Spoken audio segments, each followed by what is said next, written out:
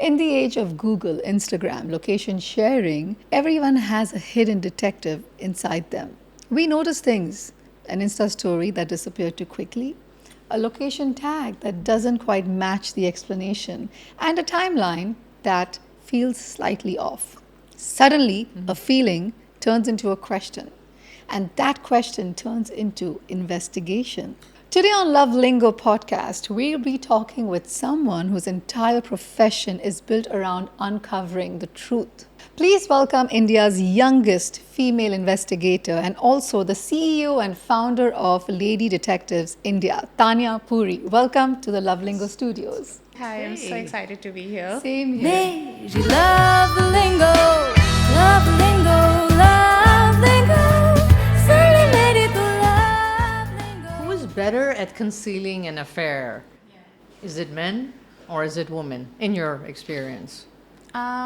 See, both of them have the access to hide it better now, from earlier times, but men do it a lot more. From earlier times, what's technology? Are you? Of course, digitally, people are able to have or curate a persona of themselves which didn't exist before. You like a double life? Yes, there's a case that I'd like to share in this case. So it was a premarital case where the girl's family had just come to us and, they wanted regular investigation. They just said that, nothing's wrong. He seems perfect on paper. He was a teacher and he's great at what he does. He's very polite and everything's good. So we just want a regular check because we feel that, before getting married, this is the one thing that should be done. And so we investigated, and a lot of times people think investigation is about these dramatic moments. You're going to get this, answer quickly. That's not it. It's in the patterns. It's in the behavior. So we actually observed him over a couple of months, and we realized that he was somebody who had a completely different digital persona. He had these thirst trap photos, and he was trying to lure girls, to meet him, and then he would take them to a hotel. He would probably sleep with them or do whatever. But point of it was that he was a regular teacher. When people have these personalities, or when they, are on various apps and they would commit to somebody and they think nobody would get to know, they feel like it's easier to hide. But we're not, so as investigators, we don't actually get to digital records. We don't get to do that. That's not our protocol. So we don't get to do phone call records or any digital traces like that. But they do leave behind certain traits offline when it then leads to us investigating more into it. So when we were just monitoring his physical activities, that's all that we were doing. But we realized he was taking a lot of girls to these different hotels. He was meeting them at shady places. Then it led to that investigation. So I feel that people feel it's easier, but cheaters always leave a trace somewhere. Every high-profile scandal has a vice at the center of it. Sex, gambling, greed. Right. What, in your mind, is the most dominant factor that leads people astray? I think I would say it differs for men and for women.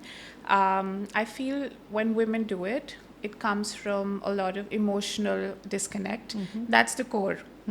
And when men do it, it just comes out of this need to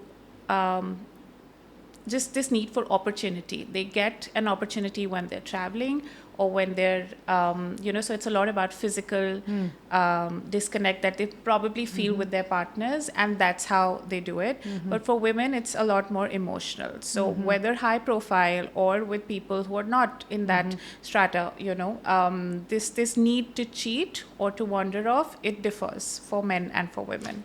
So you said for men it's opportunity. Yes. When I think of opportunity, I think of like greed. It is. Is it? It is so much about that. It is a lot about ego. And I don't say this with any kind of bias. I say this with the kind of patterns I've observed all through, my experience and the kind of cases we get. That for them, it is a lot about proving their masculinity to themselves, to to their friends, who are a part of this with them sometimes. So it's that. But for women, it is a lot more about how they are probably in the same room with their partner, and yet they're not feeling, like they connect with that person. They're more like roommates, and they have that lack of understanding.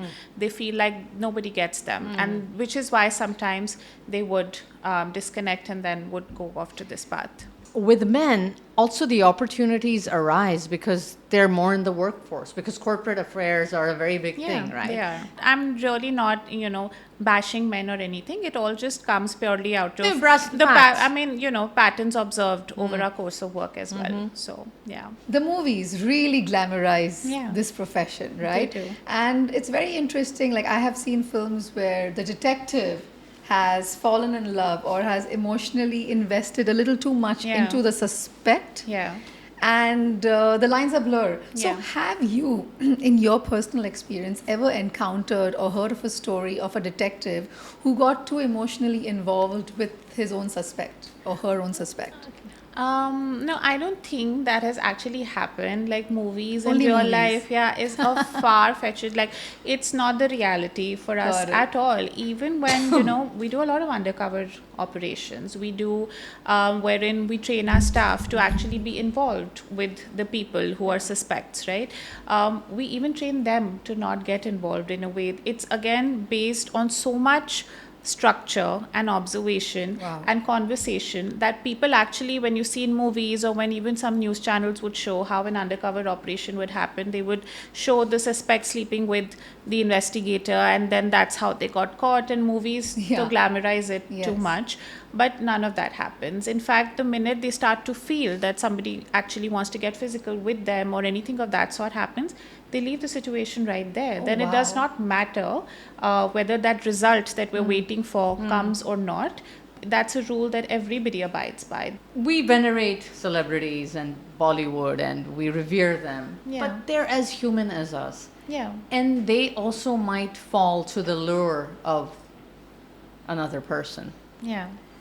Can you expand on a case that you worked on? Maybe not naming, but do you have a specific case in mind? There have been many, and the thing is that with them, a lot is at stake. Just the fact that they're of course popular, their reputation. So even when people get to know the truth, they don't want to act on it, and that's what has happened. There is one case that we did where this couple who would frequently fly to the UK, and they would go together, and they were both like an elderly couple, right? And pretty famous in their own yesteryear's time. So the man was known to be involved with a bunch of younger girls there.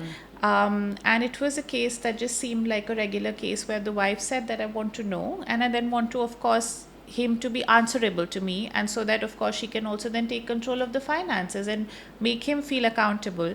But eventually what we got to know is the wife was planting young girls with the man since so long, and they were girls that she ran a business. She ran a full high profile business where she would do that with a lot of high profile elderly men. So we are talking men who are in their 70s and 60s and 80s, and she would do that with them so that their partners could have a good control over the finances and could have them accept the fault and then give them the money. So this was one of the things that was, when we actually went to the man, we got to know of all of this. And I feel that it's very complicated, but at the same time, nothing was done after that, because this is not something that could come up in the media or in the news as much, because eventually she was running that kind of a racket, and she wanted... And she hired you. Yeah. She hired us because she said that the man has... So she wanted proofs with the man With and someone else. the girls. She But wanted when to she you was the dug one deeper, perpetrating. you found Yeah. out the source of where the women are coming from. Yeah, she And then was you the one found out- perpetrating it all. She was the one who started it Oh my all. God, the kind of must. So a lot of marriages are sham. This is something that I've heard, and I think all of us know who live in Bombay, Yeah. that 95% of marriages in particularly Bollywood are a sham. Right. I want to know which profession cheats the most. Hotel management. Hotel management. Yes, Wow. we have a lot of percentage of cases coming from that industry. Long hours that you spend together, and being together for so long in a specific place. Again, I'm not saying in any way that that is ground for cheating or the only reason why people cheat, but yes, that profession, like for people, it's a lot of opportunities. Hotel rooms there. are available, right? Yeah, So a lot of opportunities there, which is why it is one of the most, this industry where people cheat. Our conversation is the intersection of investigation, betrayal, love, cheating, Right. Mistrust, and all these things can make any human being very, very hypersensitive to words, right? Right. Tanya, you are an investigator who covers works like premarital verification, Yeah. post-marital Yes. investigation. Yes. Apart from that, you also do a lot of missing persons investigation Yes, we do. and corporate Yeah. like background Yes. checks. When a client comes to you, which part of your work you feel is super challenging? But when it comes to personal investigation, whether it is premarital or post, and specifically post, after your trust has been broken and there's a communication gap and all of that is happening, it's a very vulnerable time for that person. That is very tough to deal with, because you're not just dealing with the case, you're dealing with a whole spectrum of emotions there. You have to be very empathetic yet observational. So I think that's tough. And also when people are actually hiding anything, whether it is in a personal setup or a corporate setup, the intent is pretty much the same, that you don't want something to come out, or there is this innate need, that instinct to not share everything, But when it's corporate, it comes out of this thing that you have to hide strategy, you have to hide any kind of money things, Got it. But in the personal space, it's about emotions. And as soon as emotions get involved in any situation, it's Then it obviously gets- far more complex, When you are trying to investigate a certain case, Right. and you have gathered your evidence, and here it is, and now, like Yeah. this is that time, that Yeah. moment, like when you probably with this teacher, you would have been like, we have him, right? Yeah. What do you, as somebody who's so involved in it, goes through emotionally? I think initially when I started off, I was also much younger, so it would impact me far more than it does today. I would take that feeling back home. I would for days feel really bad for the person who had to go through that, because when we're having case discussions, eventually when we're discussing the outcomes, we call people over to our office and we sit and discuss it with them face to face. So of course there's a lot of breaking down and a lot of emotional, heaviness in the room, because people just Are don't devastated. yeah, they're devastated. Their life has changed in that one Yes, moment, in that right? one moment. So I draw that. I'm not emotionally involved in other people's lives, because I feel that observation to an extent is good. I don't have to participate. what is the psychological toll of your job and the darkest side of human nature that investigators witness daily?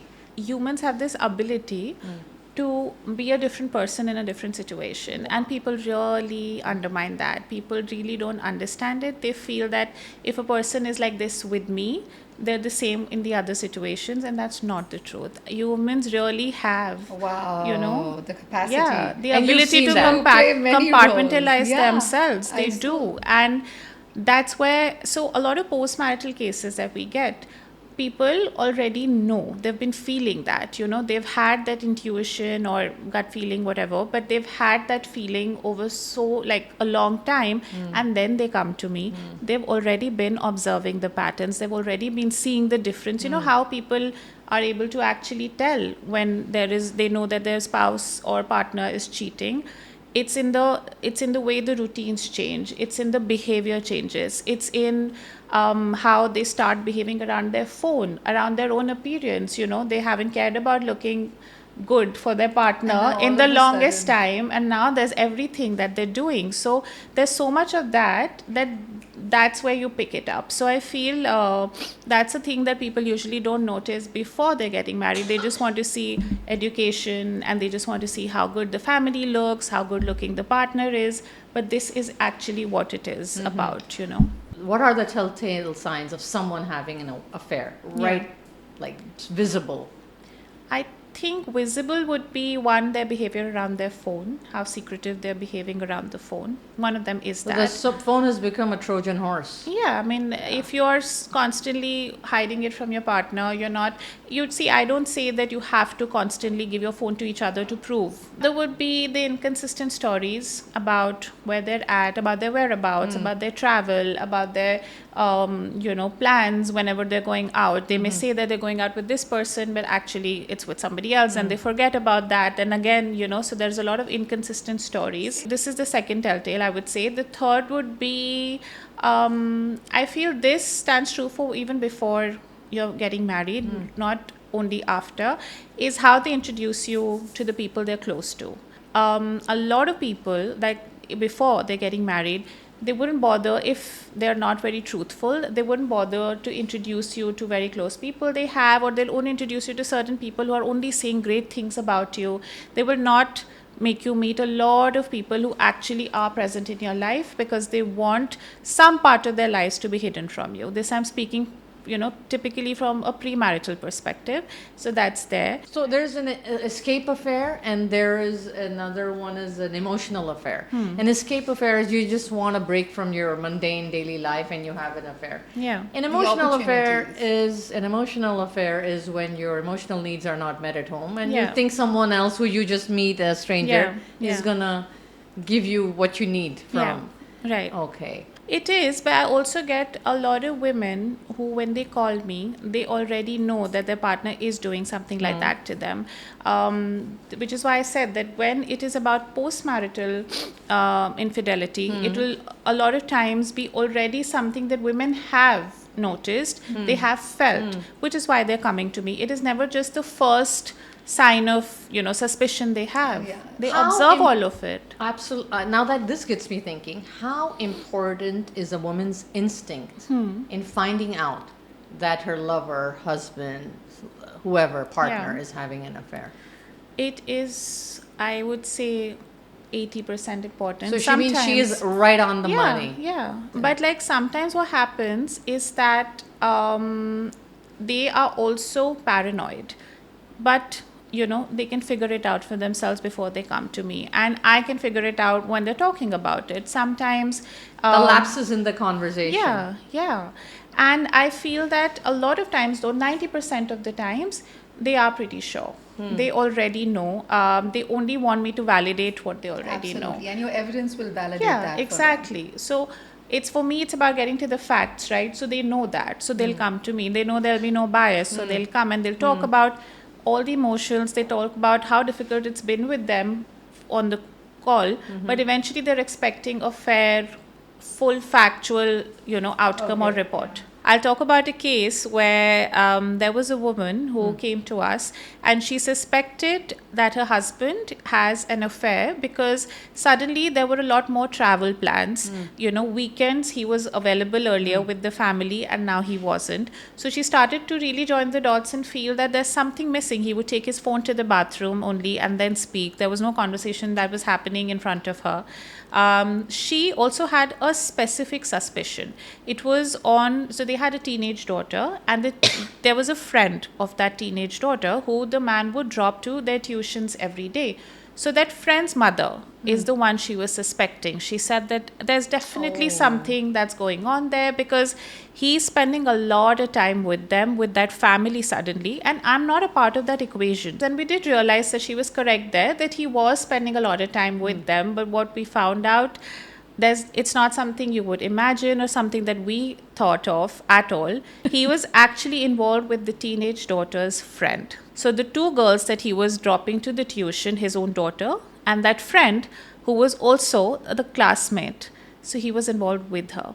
And how we got to know is that he started to take her out on lunch and coffee dates. He then took her to the hotel and they had a relationship which was purely, of course, physical. Like a sugar daddy. Yeah. So a lot of times in these cheating cases, people cross these lines of responsibility the first thing and then everything else comes, It was maybe not so much about... But isn't it a criminal offense if she's an underage girl?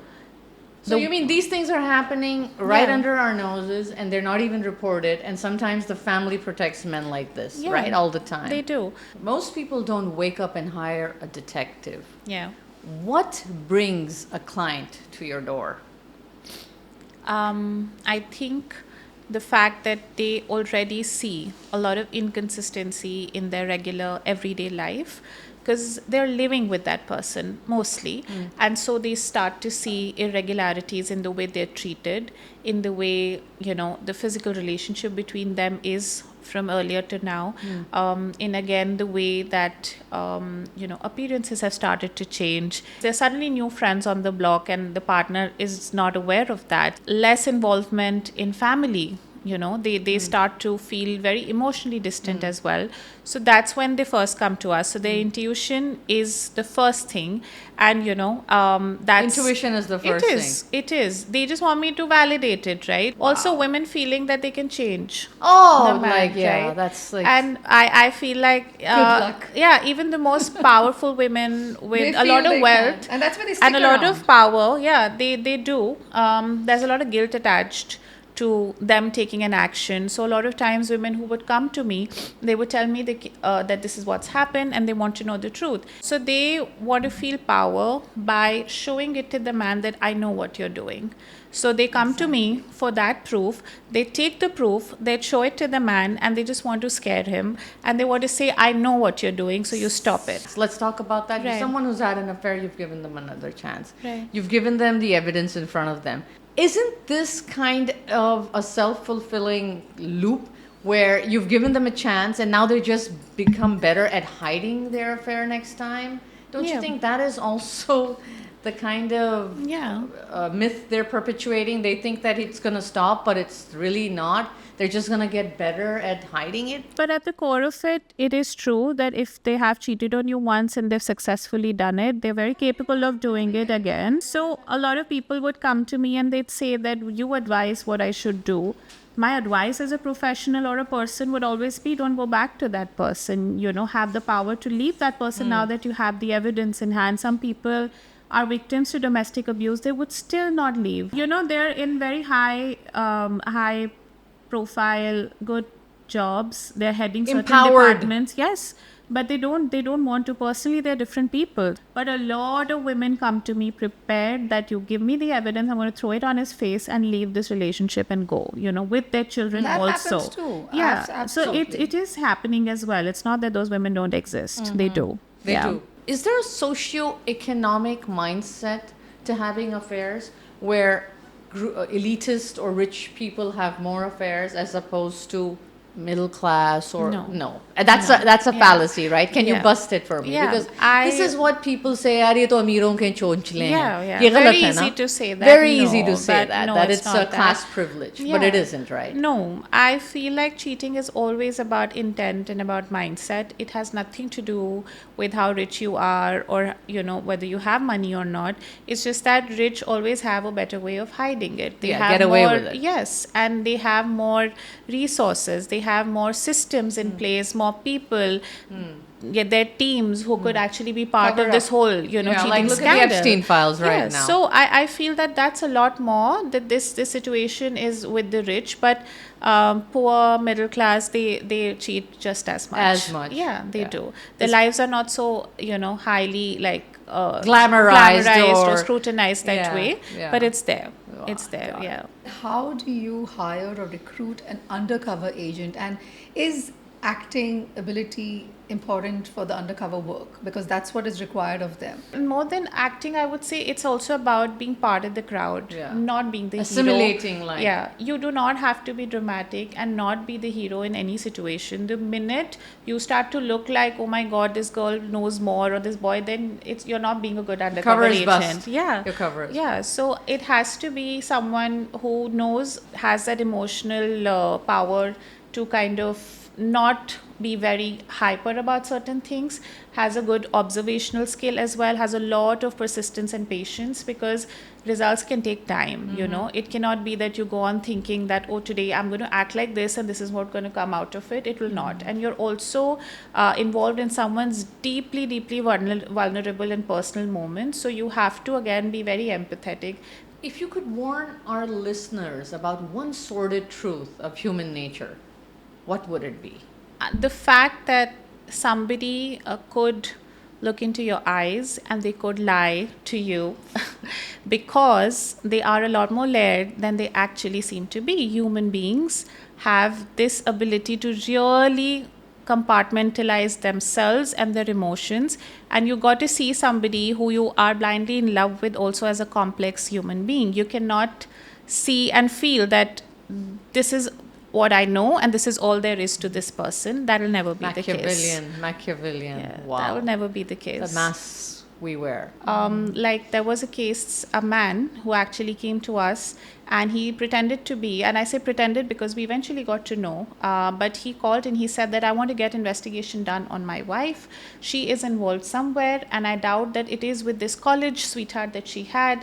So we said, okay, now any case discussion I would do, I would never just take up the case in the first call. I always want to first see the person. I want to do a video call. I want them to come to my office. I want them to give me the entire background.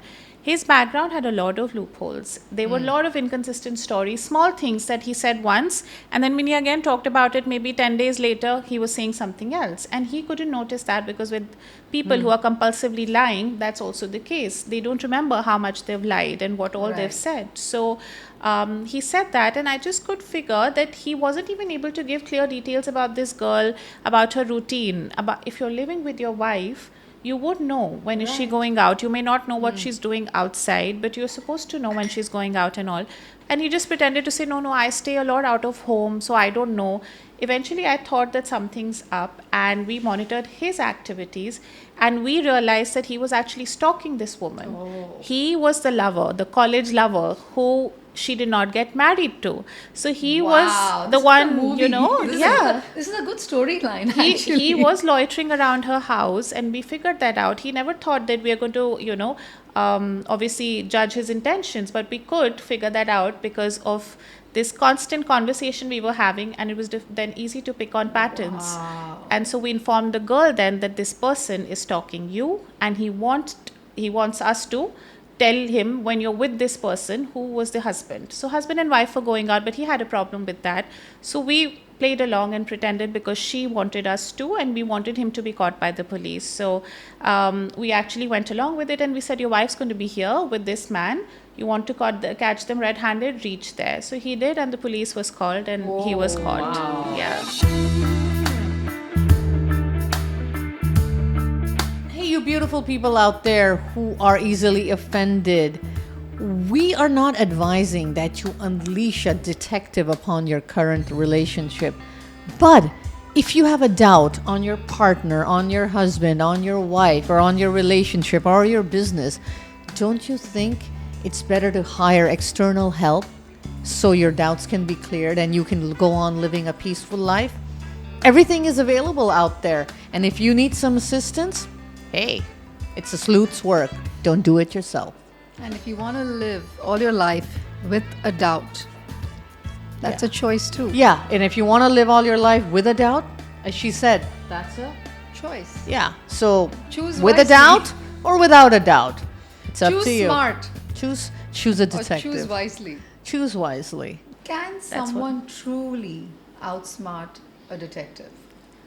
I don't think so. I feel like I said, cheaters and liars, if I have to use that term. Please do. Yeah, I mean, they Why would. not? Yeah, They are. Yeah. So Unethical and fuckers. human. Let's use unethical fuckers.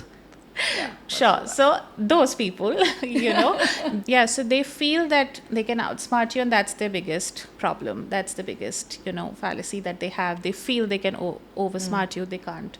They always leave traces. So usually when people are under surveillance, physical outdoor surveillance, there's a lot in body language that we say. You can actually spot if someone's involved with somebody looking at their body language in public. So one of the cases that we did very recently, where the wife suspected that my husband's involved with this girl. She doubted a colleague, an office colleague, and she said that he drops her off at home every day, and why does he have to do that? There was a lot of doubt there.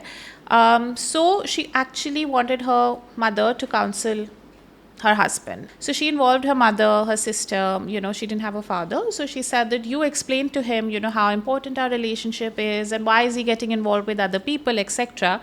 Over time, sister is also out of the equation. The mother and the son-in-law, they used to go out for these lunches where apparently she was explaining things to him. She wanted, to do good to her daughter.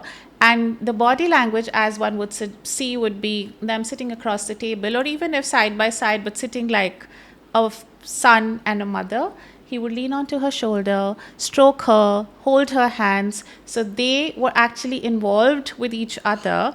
They met at a meditation camp years ago. So they connected there, but because of it being not logically possible for them to have a relationship because of the societal pressure and everything. Got married to her daughter. So she introduced the boy to the daughter. What do you think really is going on? The divorce rate is what, 60%, 65 right now as we speak? I think we're talking about India.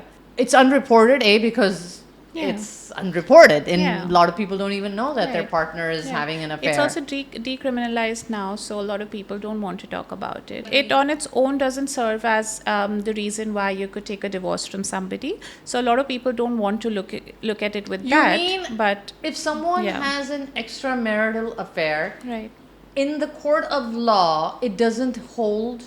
It's not a just criminal reason enough. offense. Yeah, it's just reason enough. It's not reason enough. Of course, you can give the proof and you can cite emotional disconnect and a lot of just family not working out together as a reason. But it's not something it's not a punishable offense. Let's flip it also. A woman who has a husband, who has children, but still them go out and have this sordid affair. And just with some people, it doesn't stop at one. It's present and continuous. And past. It's a past, present, continuous. But I'll tell you, there's whether it is, again, the reason I'll not go into being a woman or a man, but just let's say a person.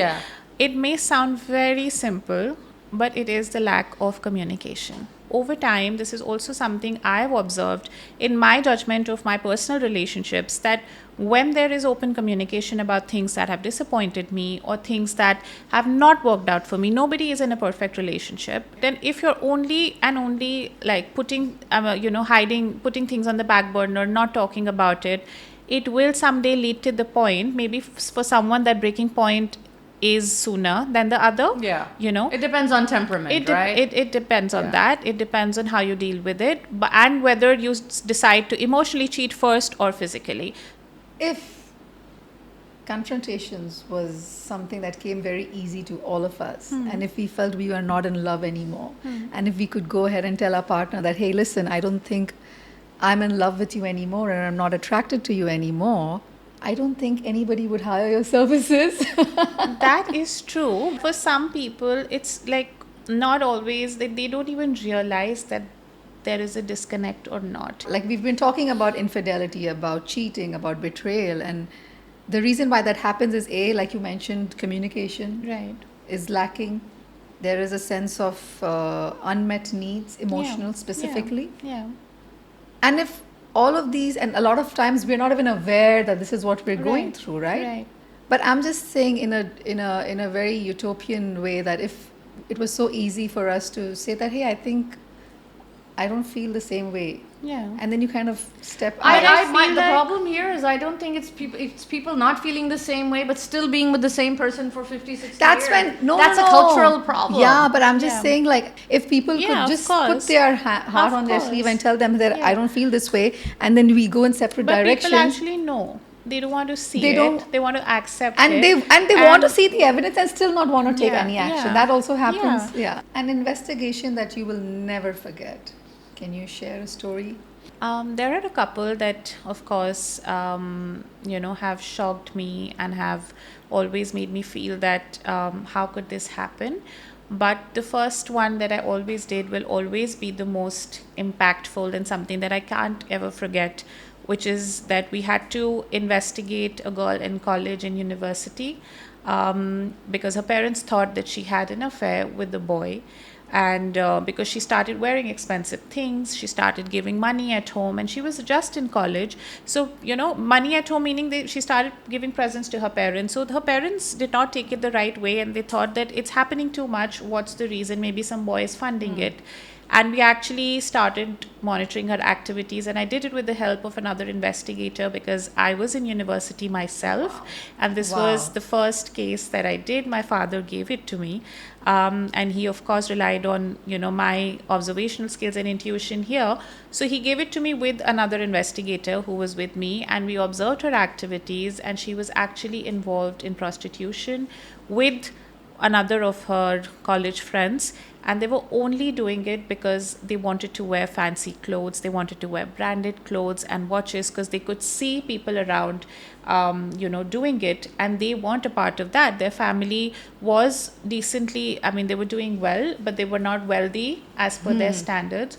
So they were actually involved, multiple girls actually of that group, they were involved with different men, and in we caught them in an area where it actually specifically happens, in Delhi. And that was unfortunate, and that's something that did not go off my mind for a very, very long time, because I just realized to an extent, what extent people could go to just have their personal wishes fulfilled. So that was really impactful and has left it left a scar on my mind for a very long time, until of course I decided to let it go and focus on other things as well. So when you did find out that, okay, this is what is happening, and you had to take this evidence to the parents. Right. You took it to the parents. They came to our office, yes. And you sat them down. And Yeah, you they had got to the tell them. daughter. They got the daughter as well. So it was a scene that was actually emotionally very, very difficult for everybody, because her parents broke down thinking that this is what their daughter could do to, get to where she wants.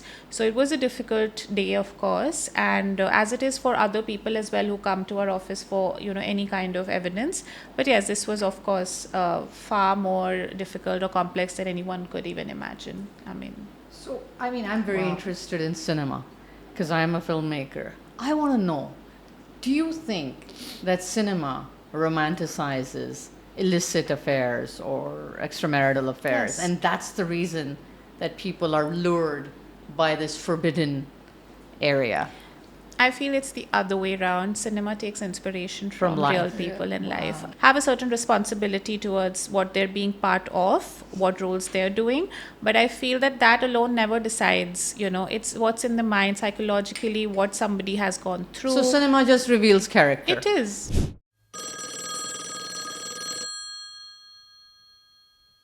Tanya, we have a segment on our Love Lingo episode, and it's called Phone a Feeling. Okay. Now, for all our listeners who are listening in, picture this retro phone resting on a coffee table between the three of us, Ursula, Tanya, and myself, Jas. In a moment, you got to pick up the phone Okay. and dial in Okay. and make that call, a call that you haven't made yet. Okay. It could be anybody, someone from the past, present, future. I'm going to pass the phone to you. All right. Go all out. All right. So I just dial it? Yep. How do I dial it? I'm too young. Okay. I am going to give a call to my father from the past, and to this young boy who just started this business and who came into this profession. So I'm going to talk to him, and I'm going to say, Papa, you were so underconfident when you started, and this was not something that everyone was doing at the time you were doing, and it involved you being out late in the night, not being around a lot of special occasions for your kids and around your wife, and you didn't know where it would lead you, but your path became my path. And you gave me this vision, and you gave me this life and this career, and I've made something out of it of my own. And I know that today, my dad from today, like years after, you'll be so proud of seeing where your daughter has reached. So thank you for that. I think that will be it. You have watched your father very Yeah. closely from Yeah. a very young age, Yeah. and you always wanted to follow his footsteps, or it just No, something? it came in after some time. It was basically when I was in grade 10th or 11th is when he was having a discussion, and I just happened to be around, and I said that, Papa, why didn't you ask them about these things when they're talking about a report? And he was never dismissive of my thoughts, even when I was a kid. So he said, oh, you think that? Why don't you write down what all should be included? And he still has that paper all these years after, because he just at that point understood that I'm very similar to him. But he never forced me into anything. I had my own path in the middle, and I chose to do things differently for some time. But I got back very, very early on. Like I said, in 2014-15 was my first case with him. And since then, I've been involved. And then I had my own company wherein I do work differently from him. And he's only been like a safety net. He's never pushed himself in any situation which I have to, do it independently. So, it's my love with it has happened very organically. What are the prerequisites or requirement for someone who wants to become a detective? I think one of the main things is for them to have a lot of empathy.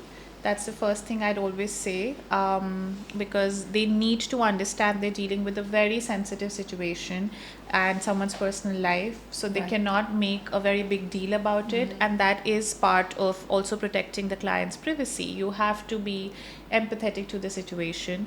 You have to have a lot of patience to get to the result, because it may again take months and you will not get what you imagined or you visualized it to be like. Long hours obviously on the field, so that patience comes in handy. I also feel a great observational skills to notice details about someone that maybe the person next to you also would not. It has to be that, that the changes in the behavior or what patterns one has, everyday patterns, their lifestyle. When you're actually observing somebody, you need to be very mindful of that as an investigator. And then again, which I already said that they cannot they should not be wanting to be this hero of the story. You're not. You're not. You're an ordinary person. Be the crowd. Don't stand out. That's extremely important. And of course, if people are from any kind of field where they've done some sort of an investigation or they've had that kind of background, it helps. But that's not the most necessary thing. I've had one person who is a part of the team, and she was a homemaker for very long. She was in a long toxic marriage. She helped uncover her partner's behaviors and cheating patterns over the years, and she broke off the relationship. She's divorced now.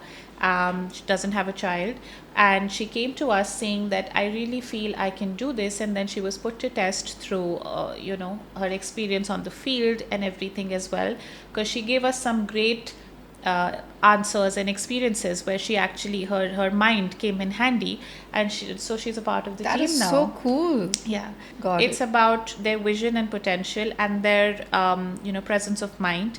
So of course they're put in certain situations where situations are thrown at them and said, okay, now what will you do if that happens? And it depends on how their mind and how they think, basically. So yeah, of course, it doesn't have to be someone who's only experienced. People who are new or have just started out also come to us. So yes. I'm going to ask you an anatomical or a psychological question. When you find out that your partner is having an affair, what do you engage first? What should a person engage first? Their mind or their heart?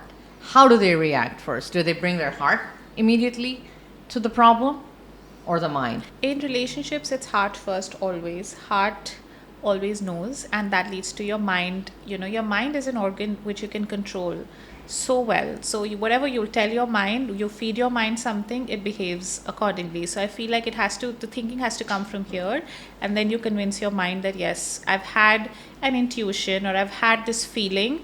And then when you tell your mind, now it's your work to observe and to find out the patterns, it does. If you're only going to be thinking from the heart, you cannot get that. And when the story checks out, like when a person's inclinations or intuition is proved right, do they have some sort of kind of vindication, like I was right, or is it just like a total breakdown? Or does that also it's differ everything, from? I think. Yeah, it is of course. It could be a personal breakdown. It could be a moment where they feel they need help, they seek help, which is why they come to us. But yeah, they know.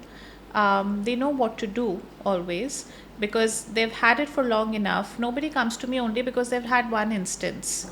They always come after there have been 10, 50 instances, and they've endured something for very long. In this particular matter that you just said, nobody comes to you if there's been just one instance. Yeah. Does this differ in terms of men and women? Because women, do they wait longer, and they come, or do No, men?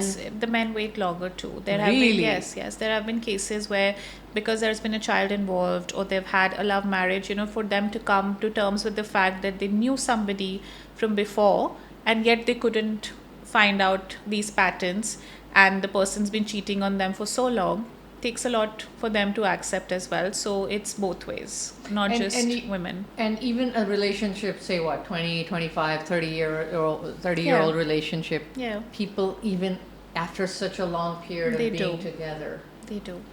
and that those cases have also come to you. Yeah, they do. There've been a lot of men, older women being involved with people who they recently met at social circles, or being involved. That's So happened. an affair can happen at any time. Yeah. It So- is devoid of any circumstance per se. It could be any So age. you can create a circumstance of having an affair also. Yeah. Like what you just said, it's devoid of any circumstance. Yeah. You can create. I think an you ego. are always creating. You just don't Yeah. No, I realize want it. to understand. Yeah. Why? Okay, ऐसा तो नहीं हुआ ना कि भाई neighbors घर से निकला आज मूड हुआ affair करने No, का. no, ये no. नहीं है. No, of course It's not. something that is Yeah. it kind of rests there, because I think a lot of people who do have affairs want to have an affair and then act on it, as opposed to not wanting to have an affair and just someone lands up. Do you understand? Do you Yeah. see what I'm saying? Yeah, but also, like I said earlier, that because it stems from a certain situation that they're going through, or they Not felt, necessarily. they I felt- I beg to differ here. But maybe you're right. Yeah. But I just wanna I just sometimes feel that people do things just because they do things. Total Yeah. randomness of it all. Like, and I think midlife crisis. I don't think anything is random. Yeah. Yeah, I think there's I a don't lot think of anything is thought random. gone. जैसे कि पहले- There is either Exactly. thought gone or too much thought gone, but I don't see this as Yeah. something Like, I'm random, not adding because an this emotional is angle to yeah, it, but yeah. just to understand the human psyche Yeah. without any judgment or Yeah. without taking a moral stance on this, I feel that nothing is random. If you feel that okay, you are if you are in an extramarital affair, that wasn't random. Yeah. See, I'll tell you why. आज के ज़माने में It can end randomly, but it was never random. It cannot ever be random. It's not that the first person you started speaking to because you're feeling XYZ, Yeah. you get into an Yeah. affair with. No. There's a lot of planning and manipulation that goes. You have to also convince yourself that what I'm doing is right because of XYZ Yeah. reason. You put yourself in that spot and you do it. You bargain That's with it. yourself. Yeah. कि यार मुझे तो affair तो करना ही है, मुझे Yeah. तो बदला लेना ही है, या मुझे तो जो भी रीजंस होंगे वो करना ही है. Yeah. But I think you're confusing randomness with this moment where you think you've slipped away, and in that moment you've ended up, In the bed with someone else. and you're thinking that as something random. But I feel even that has a That has deep, stages. Yeah. Of deep under deconstruction Right. of or yourself, because how you're feeling about yourself. Right. Really, Right. having affair, having relationships, falling in love, is all about how you think about yourself in that very Yeah. moment. It's Yeah. not about the other person at all. Yeah. Really? It's never about the other person, and you will have more affairs if you Yeah. have to. You'll be in more relationships, but it's always at every stage. Whenever you do, it's always about how you feel about yourself in that stage. Yeah. So could it start comes to off that. So as there is no whatever, yeah. randomness. There's never randomness. That's what I said. I did feel there's Yeah. a randomness. Yeah. Okay. I never said. I was. Yeah. That's what my. Yeah. But it's a good thought to It's a even good like. thought, because a lot of even people think say, about- "Yeah, because this is what I've seen in movies. This is what I've heard, and this is, यार बस हो गया. ये बस हो गया कैसे हो जाता है? Yeah. No, I'm saying a lot of people out there are in relationships or are Yeah. looking for one, Yeah. and if they want to avail of your services, could you please elaborate and expand on that, how they can and how you're reachable? So And how much do you Charge, The magic cost. numbers. So I feel like charges are dependent entirely on what someone's looking at, because again, it's layered investigation. It's never just one point. If people are actually looking for premarital services, then they can get basic inquiries done. They can get physical activity watch done, and they can get some in-depth investigation done about more, what the family has or not. That's one aspect. For postmarital, of course, we monitor the physical activities again, and we see if their partner is cheating on someone or not. So any kind of charges, they start somewhere around 25,000-30,000, and they actually go up to 10 to 15 lakhs. Yeah. It depends. It's a broad Spectrum. spectrum, of course, Yeah. but it again depends. Once they discuss it with me, once I take that video call with them, then we proceed with exactly what charges are. So dependent on that, you can reach me. I have an Instagram page, I have a website, Lady Detectives India. So Lady Detectives India. Yes. .com. Yes, so they can reach me there. We have a form there, they can fill it, they can put in their details, and then we could proceed with that. Great. So that's a lot of information out to you listening Any of or you watching. suspicious adults out there who suspect their partner or otherwise. This is your go-to person. Yeah, Tanya Puri. absolutely. Tanya, Yeah. what does love mean to you? Love, very, very boring answer, but love is communication for me, and I have no problem being so typical when it comes to this. But I've been married for really long, and I feel that that's the basis of anything in our relationship and with everybody. Unless I communicate what I'm feeling to someone, I cannot really be in love with that person in any way, because that person got to see all sides of me, and that'll only come through when I talk. So that's really important to me. Wow. So Yeah. you get that back. Yeah. And that's amazing. Yeah. So that's Because what it that's is. emotional safety. Tanya, thank you so much you. for coming, for saying yes, for being here in our studios at Love Lingo. Today's episode was an eye opener for all of us, and these stories exist, and we see it in films, but hello, this is reality, and relationships are complicated, and everybody is looking for an answer. Diabolical. And everybody wants an answer, and everybody wants proof.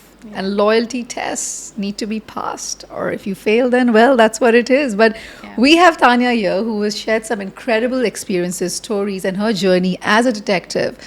And As a detective in modern India. Write that down. absolutely navigating modern relationships through investigation. How cool is that? And with that, it's time to wrap up with today's episode. Thank you for watching yet another episode of Love Lingo Podcast. Catch us on our YouTube page. It's Love Lingo Podcast. Please do subscribe and like our videos. Catch us on all audio streaming platforms. We're on Spotify, Amazon Music, Apple Podcast, or wherever you find your audio streaming on. And don't forget to like us, leave comments, follow us on our Instagram page, which is Love Lingo Podcast. Let's make Love. Pop again. woo! Yeah. Thank you. And just to ensure the popcorn's going on in your relationship, connect it with her. She'll supply the oil, fuel, The butter. the butter. Okay, now give me my quesadillas. Yes. Bye-bye. I'm hungry. I will where are faint they? now.